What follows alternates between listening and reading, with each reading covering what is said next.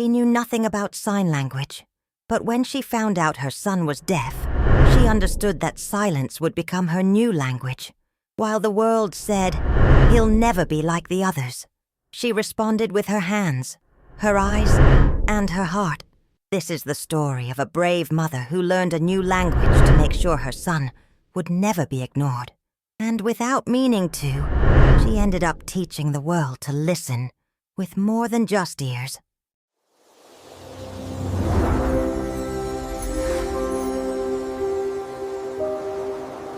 Morning hadn't even broken yet when Rachel slipped on her worn-out sneakers, tied her apron around her waist, and left the house.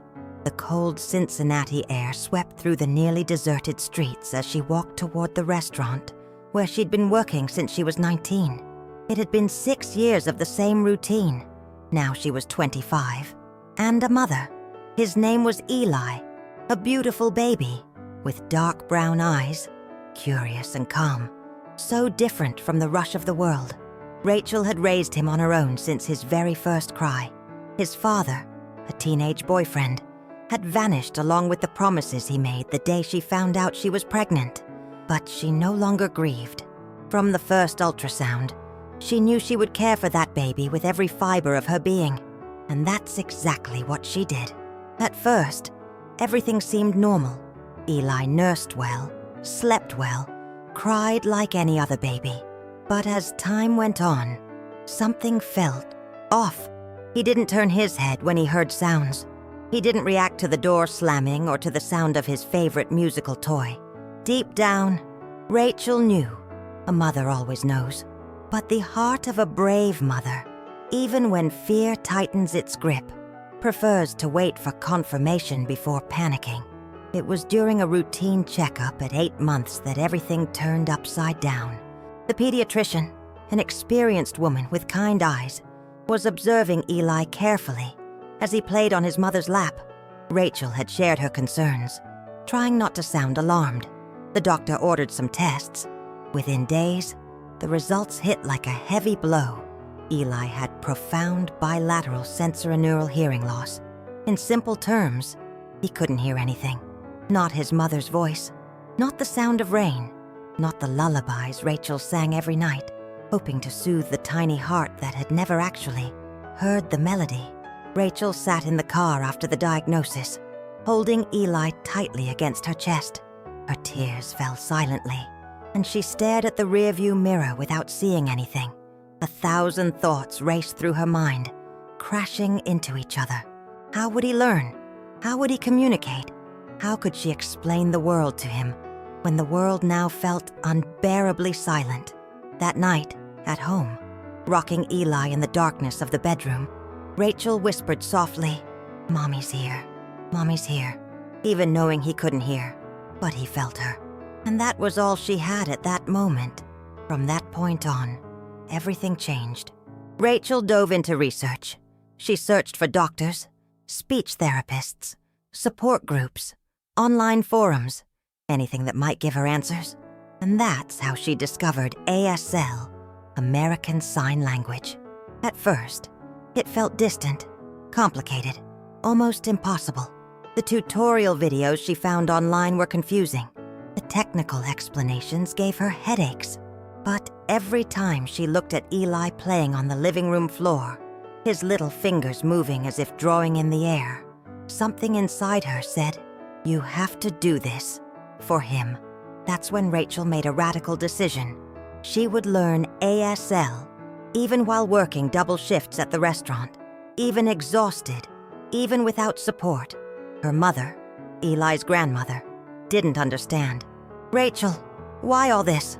He can learn to read lips, use hearing aids, maybe even get an implant. You don't need to get into this world of signs." But Rachel looked her straight in the eye and replied, "He needs me to enter his world, not drag him into mine." That was it. Eli didn't need to be fixed. He needed to be understood. And Rachel, like a brave mother, understood that before anyone else. She started slowly, 1 video a day, 1 sign a week. She learned the basics: mommy, food, bath, play, sleep, then moved on to more complex sentences. Sometimes she practiced in front of the mirror, feeling ridiculous. Other times, on the bus ride to work, her fingers moving discreetly in her lap. The nights grew shorter. After her shift at the restaurant, Rachel would rush home, put Eli to bed, grab a bite to eat, and sit in front of the computer. Every new sign learned was like a door opening to a possible future. She wrote everything down in an old notebook that became almost like a personal Bible. By the time Eli turned 2, he began responding to the signs, first with his eyes, then with his hands. When he signed Mommy for the first time, Rachel broke down. She cried so much she could barely sign back. But she did, because now she too spoke that silent language that connected them in the deepest way. At daycare, the caregivers thought it was cute when Rachel tried to explain Eli's deafness. Some showed genuine curiosity. Others ignored it. One even said, "He seems so normal. Sometimes I forget he's deaf." That hurt more than a slap. As if his deafness were a flaw, something that had to be forgotten in order for him to be accepted. Rachel learned to swallow that kind of comment, but she also learned to speak up. She began educating those around her, even without knowing how. She brought pamphlets about inclusion, spoke about the importance of sign language, volunteered to teach basic signs to caregivers and teachers. She started to understand that her son's deafness wasn't an obstacle. It was a new road, and she could pave that road with hand words, gestures of love, and an enormous dose of resilience. By the age of 3, Eli was expressing himself in full sentences in ASL. His personality shone through his fast and precise gestures. He was sweet, yet firm, curious and full of questions, even if asked with his fingers. And more than that, he showed an incredible talent for drawing. He grabbed colored pencils and sketched human expressions with rare sensitivity. Rachel saw it as a natural extension of his visual language. He saw the world in a unique way and translated everything into images with astonishing precision. It was in that stage that Rachel realized the journey had only just begun. With few people by her side, she kept going the best she could. Sometimes she broke down in the restaurant's bathroom, crying silently, wiping her face before returning with a smile to serve the next table. Other times, she felt a strength from deep within, a strength that made her believe that true love can move mountains or learn an entire new language, if needed. The hardest part, however, was still to come. But at that moment, as she and Eli sat on the couch to watch cartoons and talk with their hands, she knew she was on the right path.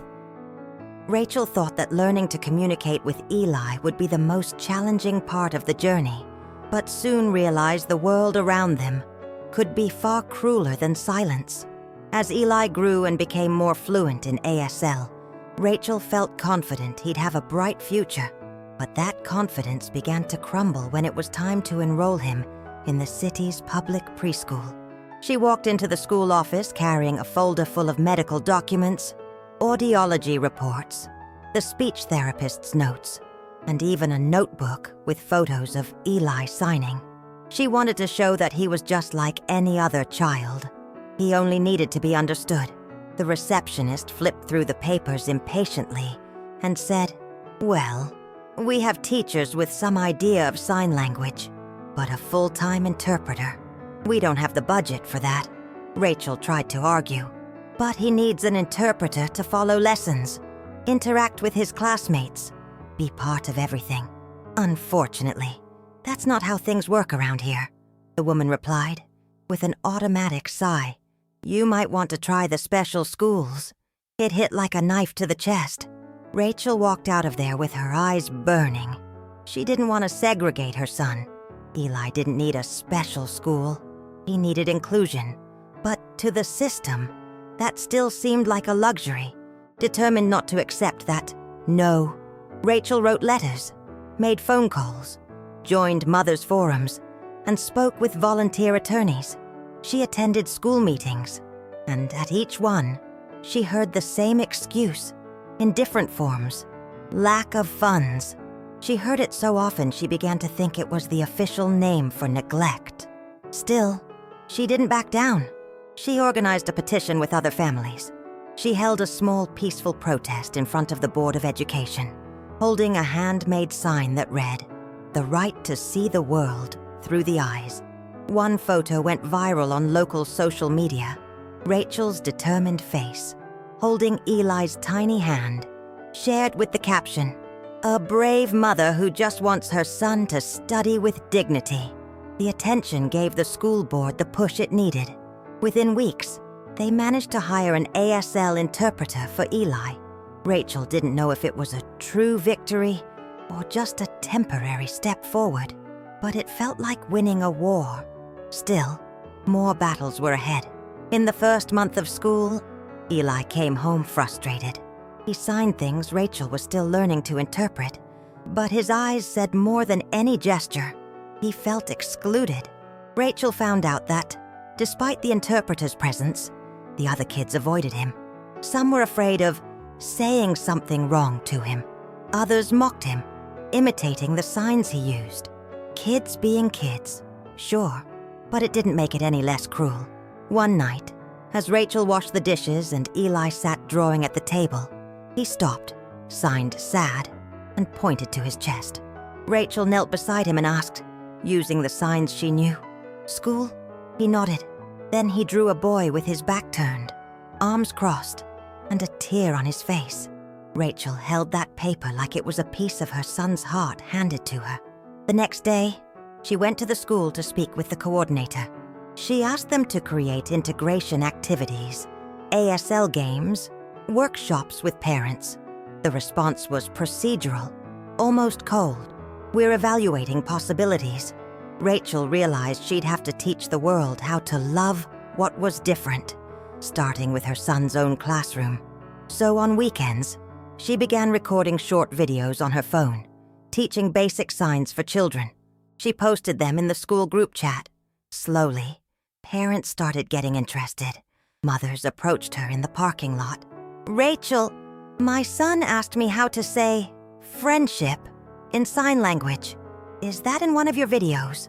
She smiled, feeling the effort begin to make sense. Months later, Eli started coming home lighter. Rachel knew the change had come when he drew 3 children, holding hands under a big sun. She smiled. The world was still hard, but the boy was blooming. Eli also began developing an unexpected talent, painting. More than just drawing, he painted emotions. At 5 years old, he created a painting that Rachel hung in their living room. It was a self-portrait, a boy with hands in the air, eyes shining, and a phrase in ASL at the bottom, "I am whole." That image became a symbol within their small community. Rachel, without really knowing how, was invited to give a talk at a local library about inclusion for deaf children. She almost declined. The thought of public speaking made her tremble. But she thought of Eli, thought of what he'd need her to be. She said yes. On the night of the event, she stepped onto the stage with her heart pounding. She began telling Eli's story, the diagnosis, learning ASL, the fight for school inclusion. Some cried, others sat silently, but at the end, a woman approached with teary eyes. "You have no idea how much you've helped me. My grandson is also deaf, and I never thought of learning his language. Until today." Rachel walked out of that library, feeling like she had fulfilled a mission bigger than she ever imagined. But life still had harder tests ahead. The following winter, Eli got sick, just a common virus. But like every single mom, Rachel had to manage it all on her own while still working. She asked for shorter shifts, slept standing up, made soups, and managed the fever. One night, he had a mild seizure, and she rushed him to the hospital. There, she faced another wall. The doctors didn't know how to communicate with Eli. He was scared, not understanding what was happening, signing frantically. Rachel tried to interpret, but the staff ignored her, rushing through protocols. "He needs to be sedated," one of them said bluntly. "He needs to be calmed," Rachel responded.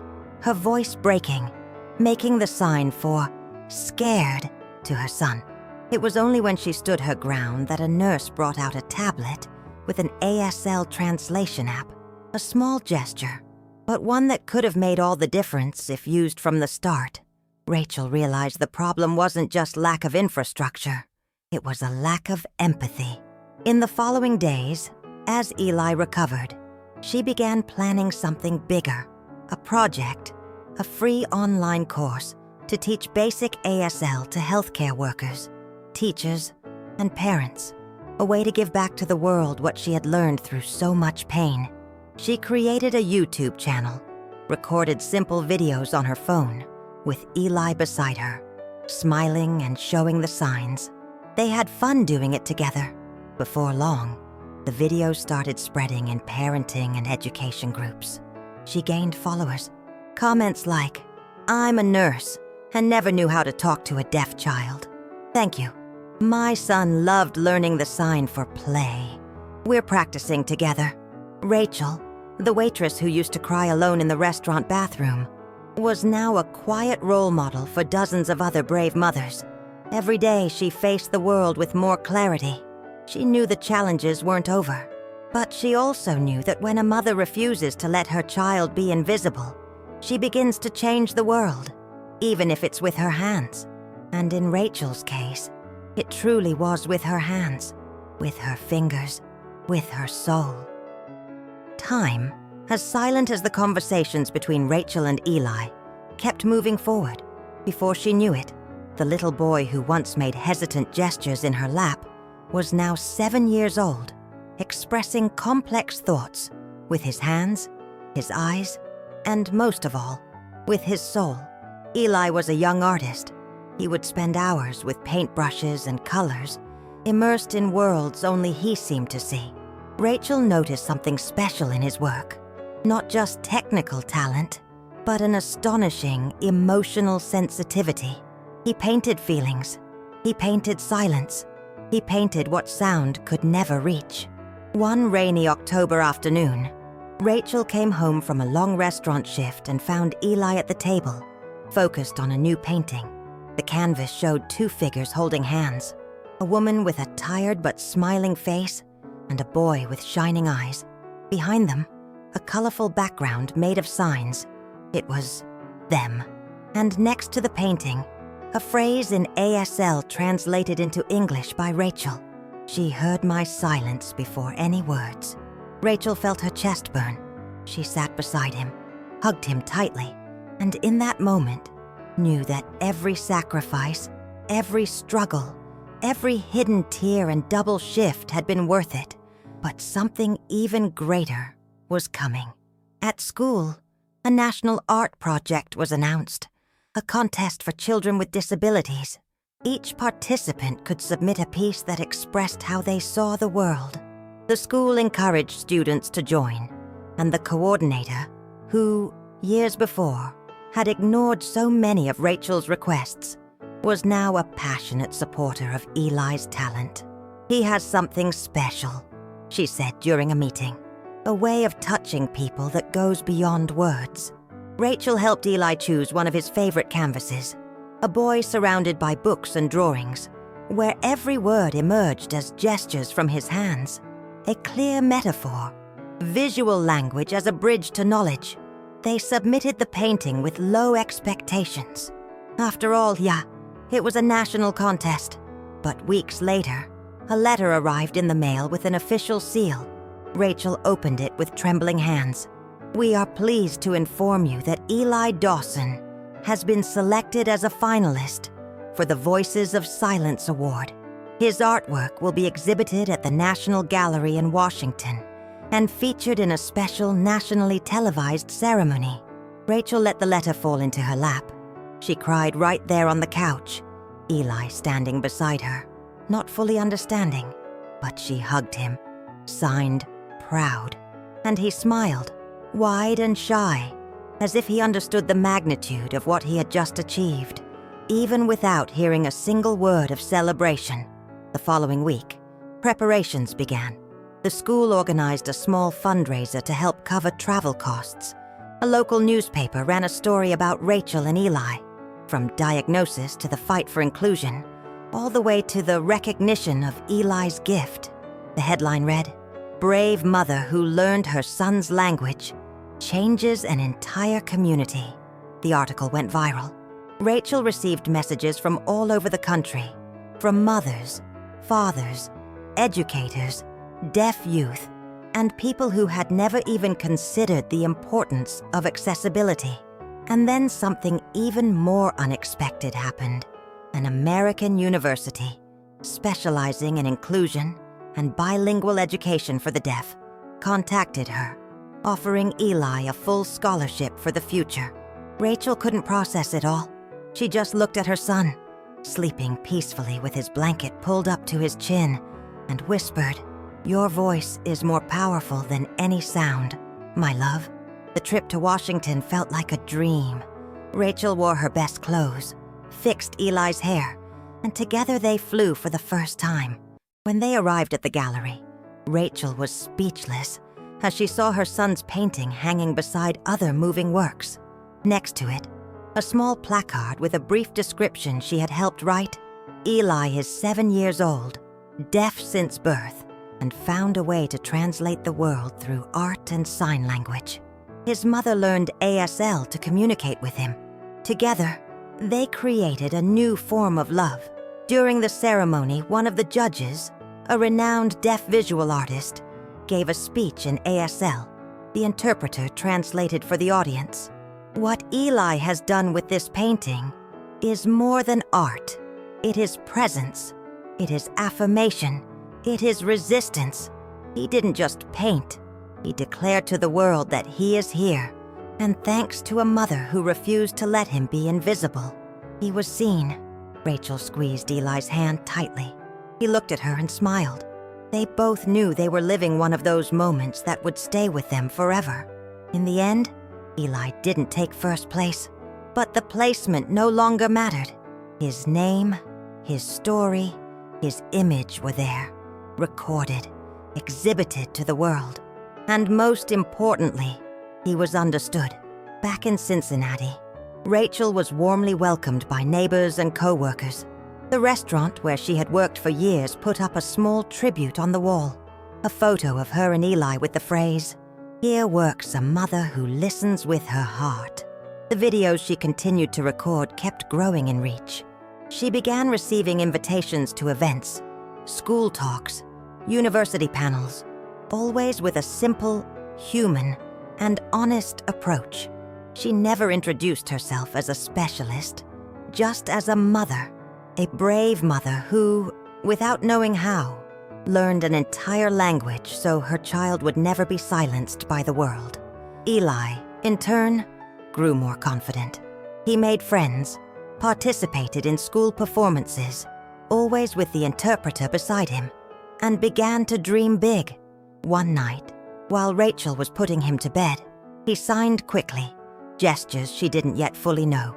She grabbed her phone, translated them, and read, "I want to paint a sign language book for little kids like me. Will you help me?" Rachel swallowed hard. "Of course I will, my love. We'll do it together." And so they began working on the idea. Little sketches, sign by sign, expression by expression, all made with love. The project was still small, homemade, but it carried a magnitude hard to explain, because it wasn't about painting signs. It was about building bridges. It was about ensuring no child ever feels invisible for not hearing, and no mother ever believes she can't learn the language of love. Years later, the book became a reality. Colorful, delicate, full of affection in every page. It was distributed for free in public schools, libraries, and institutions for children with hearing loss. In the dedication, written by Rachel with Eli's help, it read, "To all the children living in silence, may you be heard with the eyes, and to all the mothers who don't know where to begin, with love, we can learn any language." Rachel never saw herself as extraordinary. She still rode the bus to work, managed the house, paid bills, like any other woman. But there was something in her that no one could take away. She chose not to give up. She chose to walk toward her son, even when everything felt dark and far away. She didn't wait for the world to learn how to speak to Eli. She learned to listen to his world, and because of that, Eli grew up knowing his voice was never weak. It was just different, and different was never the problem. The absence of listening was. But now, with a mother like Rachel by his side, that would never be a barrier again.